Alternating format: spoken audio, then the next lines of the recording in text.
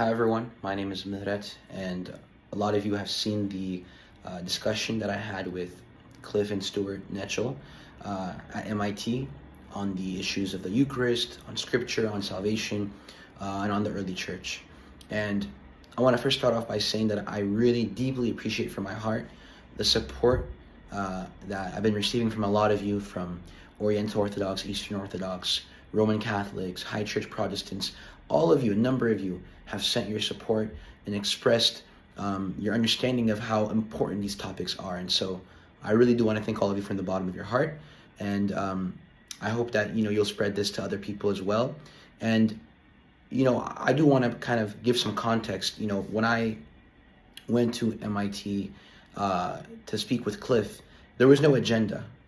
In fact, I'll say this, I very much appreciate what Cliff and Stuart are doing in the sense of bringing people out of utter disbelief, out of atheism, out of, other different religions. But what I would venture to say is that the issues that were raised in that video between me and Stuart and Cliff are not secondary issues. They're issues that profoundly affect our understanding of the gospel, of salvation, of Christ, and of Christianity as a whole.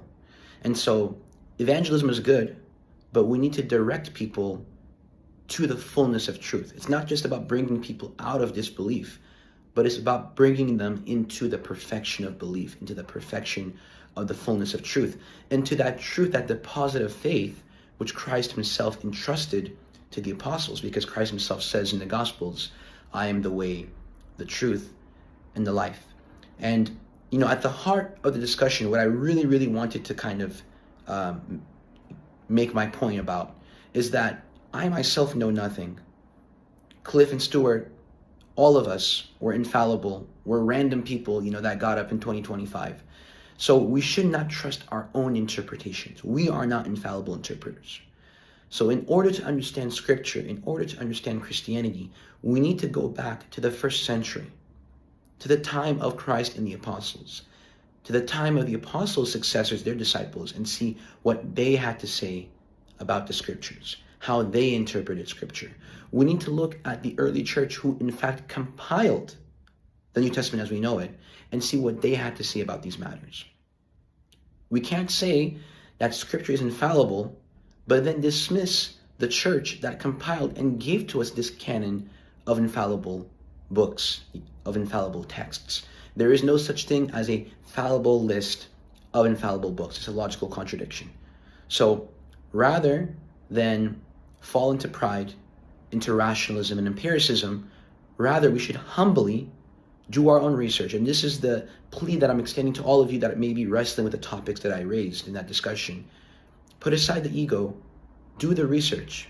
Look into what the early church really had to say about these issues. Look into what the direct contemporaries of the apostles, what they had to say about these issues. And hopefully that'll bring you to the right direction. And so I kind of wanted to finish out by saying, me and my co-host Ada, we have a podcast together called The Burning Bush. You can find us on YouTube, on Instagram. Hopefully you'll give us a follow. We have a lot of interesting videos that we're making and that we've already made, doing deep dives into Scripture, into a lot of these really, really important concepts.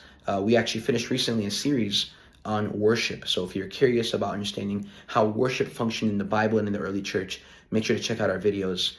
Thank you all. And lastly, I want to add, I am a sinful servant. And so I want to ask all of you to pray for me. Pray that I don't get in the way of my service to Christ. And I hope all of you will make sure to spread this to your friends, to all those around you, your coworkers, your family, so we can get that message out. God bless.